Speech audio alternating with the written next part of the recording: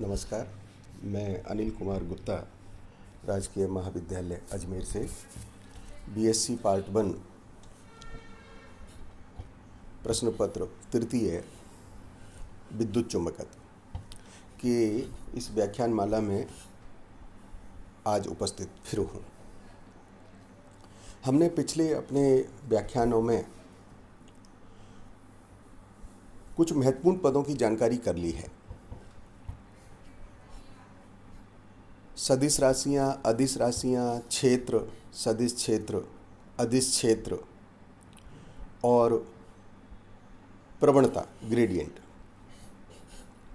तत्पश्चात हमने फ्लक्स अभिभा का अध्ययन किया था, इस कंसेप्ट को समझा था और इस कंसेप्ट को समझने के बाद इसके अनुप्रयोग के रूप में हमने गॉस के नियम का समाकल और अवकलन रूप भी प्राप्त किया था। समाकल और अवकलन रूप जो प्राप्त हुआ वो मैक्सवेल की प्रथम समीकरण के रूप में भी स्थापित है। आज हम पुनः इस फ्लक्स की अभिकल्पना को आगे बढ़ाते हुए हम सदिश क्षेत्र के डाइवर्जेंस को समझने का प्रयास करते हैं। हमने फ्लक्स को परिभाषित किया था सदिश क्षेत्र के इकाई क्षेत्रफल से प्रति सेकंड गुजरने वाली बल रेखाओं की संख्या। अगर कोई क्षेत्र बल रेखाओं के रूप में व्यक्त किया जा सकता है तो प्रति सेकंड इकाई क्षेत्रफल से कितनी बल रेखाएं गुजरेगी वह उसका फ्लक्स कहलाएगा। और इसी कंसेप्ट में हमने बतलाया था कि सदिश क्षेत्र A है, क्षेत्रफल ds है, तो गुजरने वाला जो फ्लक्स होगा वो वेक्टर A डॉट ds के द्वारा व्यक्त किया जाएगा। इसी अभिकल्पना से हम डाइवर्जेंस को संबंधित करते हैं। डाइवर्जेंस किसी भी सदिश क्षेत्र का मूलतः एकांक आयतन पर फ्लक्स ही है। अगर फ्लक्स का मान एकांक आयतन पर निकाल लिया जाए तो यह सदिश क्षेत्र का डाइवर्जेंस कहलाएगा।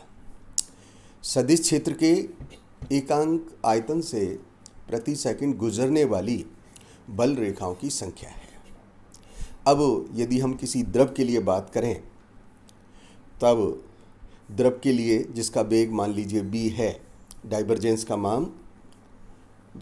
का मान प्रति सेकंड एकांक आयतन से गुजरने वाली द्रव की मात्रा होगी। आप देखिएगा इस चित्र को।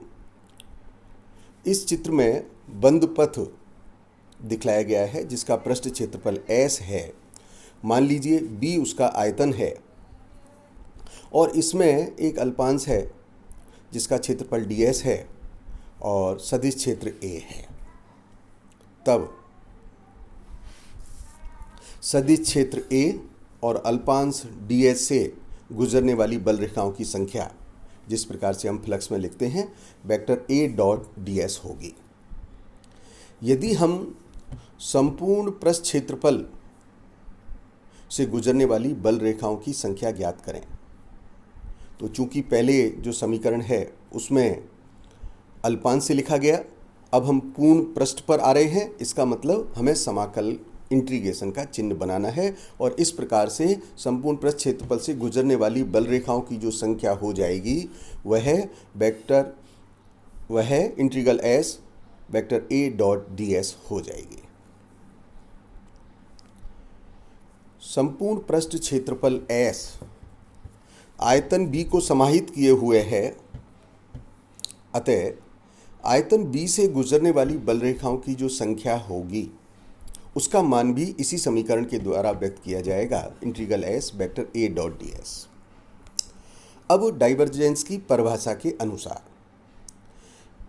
सदिश क्षेत्र के एकांक आयतन से प्रति सेकंड गुजरने वाली बल रेखाओं की संख्या हमें ज्ञात करनी है। संपूर्ण आयतन से मान हमारे पास है, तब कैलकुलस के नियम का प्रयोग करते हुए इकाई आयतन से गुजरने वाली बल रेखाओं की संख्या का जो मान होगा वह होगा divergence A is equals to limit B approaches 0 integral S vector A dot D S Y B. ये इस प्रकार से मान लिखा जा सकता है। तो डाइवर्जेंस जो अपने पाठ्यक्रम में रखा गया है उसमें 4 स्टेप हैं। पहला स्टेप, हम डाइवर्जेंस को परिभाषित करें। दूसरा स्टेप, डाइवर्जेंस की भौतिकीय सार्थकता पर विचार करें। तीसरा स्टेप, डाइवर्जेंस से संबंधित प्रमेय गाउस डाइवर्जेंस प्रमेय कहलाती है, इसको स्थापित करें। और चतुर्थ स्टेप है कि हम डाइवर्जेंस का मान कार्तीय निर्देशांक में ज्ञात करें, कार्टेशियन कोऑर्डिनेट में ज्ञात करें। अपने पाठ्यक्रम में डाइवर्जेंस का सिर्फ कार्टेशियन कोऑर्डिनेट में ही मान ज्ञात करने का हिस्सा है। आज हम इन 3 पदों पर कार्य करने का प्रयास करते हैं। पहला हो गया डाइवर्जेंस को परिभाषित करना। दूसरा स्टेप है डाइवर्जेंस की फिजिकल सिग्निफिकेंस देना, भौतिकीय सार्थकता पर विचार करना। और तीसरा स्टेप है कि हम गाउस डाइवर्जेंस प्रमेय को स्थापित करें। चौथा step, divergence of vector field का मान हम कार्टेशियन कोऑर्डिनेट में निकालें। अब डाइवर्जेंस को परिभाषित करने के बाद हम डाइवर्जेंस की भौतिकीय सार्थकता, फिजिकल सिग्निफिकेंस पर विचार करते हैं।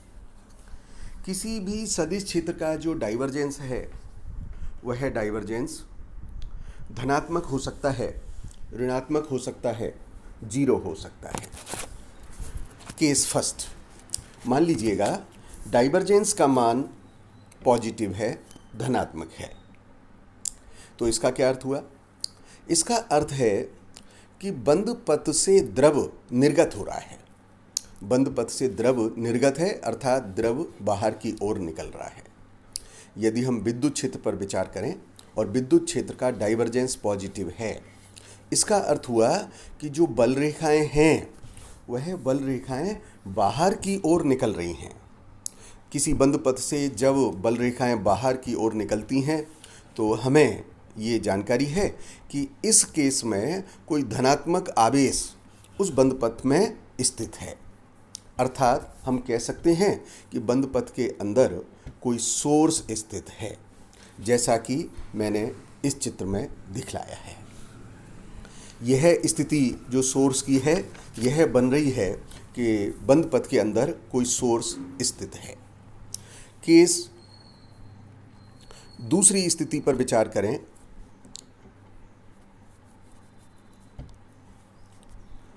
रबड़ से मिटाओ। दूसरी स्थिति पर विचार करें कि डाइवर्जेंस का मान ऋणात्मक है। डाइवर्जेंस का मान ऋणात्मक है, इसका अर्थ हुआ कि द्रव बंद पथ में बाहर से अंदर की ओर प्रवेश कर रहा है। यदि हम विद्युत क्षेत्र के रूप में इसको समझने का प्रयास करें तो इसका अर्थ होगा कि बंद पथ के अंदर विद्युत क्षेत्र की बल रेखाएं अंदर की ओर प्रवेश कर रही हैं और यह स्थिति बनती है कि बंद पथ में कोई निश्चित रूप से ऋणात्मक आवेश उपस्थित है और इस स्थिति को कहा जाता है कि बंद पथ के अंदर कोई सिंक उपस्थित है। तो 2 बातें हुई। डाइवर्जेंस यदि पॉजिटिव है, इसका अर्थ हुआ कि बंद पथ के अंदर सोर्स स्थित है, और यदि डाइवर्जेंस का मान ऋणात्मक आ रहा है तो इसका अर्थ हुआ कि बंद पथ में सिंक उपस्थित है। अब हम केस तीसरे पर विचार करते हैं। केस स्थिति तृतीय पर विचार करते हैं, जिसके अंदर है कि डाइवर्जेंस का मान 0 है। यदि डाइवर्जेंस का मान 0 है तो इसका अर्थ हुआ कि बंद पथ से जो द्रव बाहर निकल रहा है उसकी मात्रा और बंद पथ में जो द्रव प्रवेश कर रहा है उसकी मात्रा, अर्थात निर्गत और आगत दोनों समान हैं।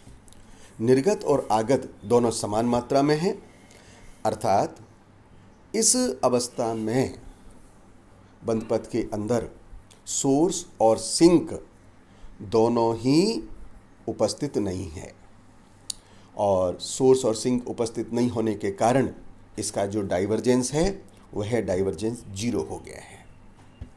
यह एक महत्वपूर्ण पद है। ऐसे कोई भी सदिश क्षेत्र जिनका डाइवर्जेंस का मान 0 होता है, ऐसे कोई भी सदिश क्षेत्र जिनका डाइवर्जेंस का मान 0 होता है, वह सदिश क्षेत्र सोलिनॉइडल वेक्टर परनालिकीय सदिश कहलाते हैं। यह एक ऐसा विषय है, यह एक ऐसा प्रश्न है जो कई दफ़ा परीक्षाओं में पूछा जाता है। परनालिकीय सदिश अर्थात ऐसा सदिश जिसका डाइवर्जेंस 0 होगा। उदाहरण के रूप में हम इसको समझ सकते हैं चुंबकीय क्षेत्र। चुंबकीय क्षेत्र की बल रेखाएं क्लोज कर्व में होती हैं और इस कारण से उसमें डाइवर्जेंस का मान 0 होता है। तो परीक्षाओं में कई बार ये पूछा जाता है, बतलाएं डाइवर्जेंस B बराबर 0 है, इसका क्या अर्थ है।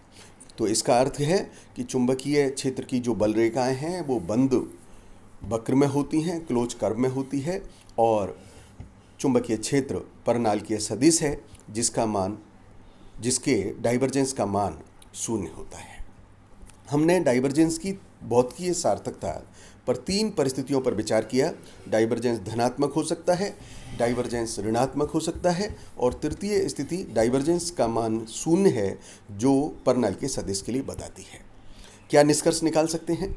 इसका निष्कर्ष ये निकलता है कि यदि सदिश क्षेत्र की डाइवर्जेंस है या कहिए डाइवर्जेंस की उत्पत्ति हो रही है, तो वो निश्चित रूप से सोर्स और सिंक के कारण ही हो रही है। सोर्स होगा अथवा सिंक होगा, इन दोनों में से कोई एक होगा तो निश्चित रूप से डाइवर्जेंस का मान होगा और वह 0 नहीं होगा। डाइवर्जेंस ऑफ वेक्टर फील्ड किसी सदिश क्षेत्र के डाइवर्जेंस से तृतीय स्टेप, थर्ड स्टेप के रूप में आज हम गॉस डाइवर्जेंस प्रमेय को समझने का प्रयास करते हैं। आप इस चित्र पर विचार कीजिए। इस चित्र में बंद पथ S दिखाया हुआ है और इस बंद पथ का जो आयतन है वह V है। एक अल्पांश दिखा रखा है जिसका क्षेत्रफल ds है और सदिश क्षेत्र मान लीजिए A स्थित है। तब इस क्षेत्रफल अल्पांश ds से गुजरने वाली बल रेखाओं की संख्या क्या होगी? जैसा हमने फ्लक्स में निकाला था वह वेक्टर A डॉट ds होगी। संपूर्ण बंद पथ के पृष्ठ क्षेत्रफल से गुजरने वाली बल रेखाओं की संख्या का मान कितना होगा? इसका अर्थ है कि हमें इस समीकरण पर इंटीग्रेशन का चिन्ह बनाना चाहिए। Integral S vector A dot ds, यह है सदिश क्षेत्र की पृष्ठ क्षेत्रफल से गुजरने वाली बल रेखाओं की कुल संख्या है।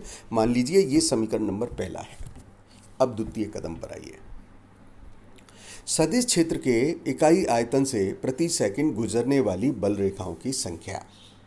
सदिश क्षेत्र के इकाई आयतन से प्रति सेकंड गुजरने वाली बल रेखाओं की संख्या, जैसा अभी हमने डाइवर्जेंस में परिभाषित किया था, ये डाइवर्जेंस की परिभाषा हो गई।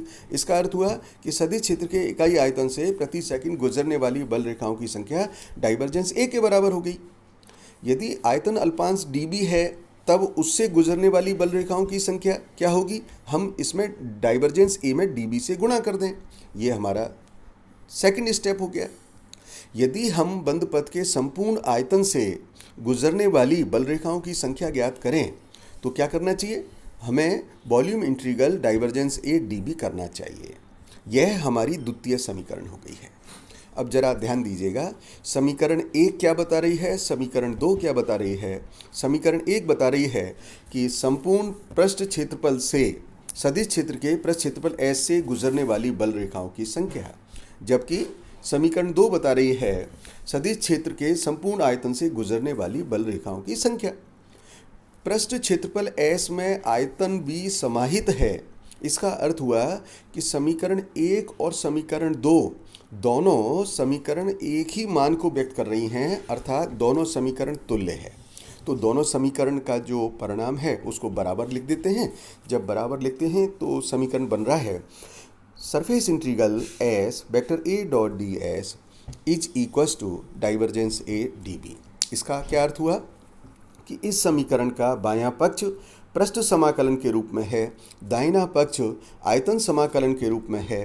तो हम इस गॉस डाइवर्जेंस प्रमेय से, गॉस डाइवर्जेंस थ्योरम से, जब किसी न्यूमेरिकल को सॉल्व करने के लिए सरफेस इंटीग्रल को वॉल्यूम इंटीग्रल में अथवा वॉल्यूम इंटीग्रल को सरफेस इंटीग्रल में कन्वर्ट करना होगा, हम इस प्रमेय का प्रयोग कर सकेंगे और इस प्रमेय के अनुसार इन दोनों की इक्विवेलेंस स्थापित हो जाती है। आज के व्याख्यान को यहीं समाप्त करते हैं। धन्यवाद।